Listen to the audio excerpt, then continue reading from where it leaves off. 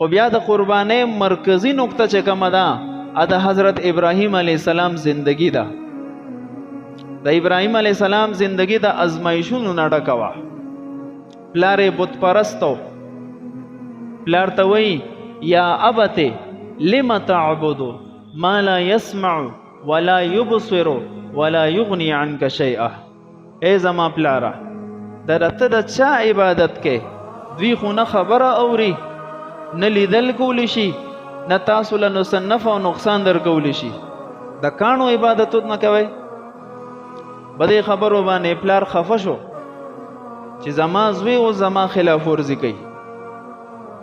نو ټول قوم سره د پلار سره د خپل کور د افرادو دمکی ورکړه، لارجمنک وهجرنی ملیا. ورسم شه د خپل کلی نه بده او د خپل کور نه بده وباسمه، جلا وطن بده کما. او مونږ په خپل حال پرې د مونږ په حق باندې او ته خپل کار سره کار ساته. نو ډېر داسې واقعیات مخې ته رالل چې ابراهیم علیه السلام ته اندازه وشوه چې دا خلک ایمان نه وروړي.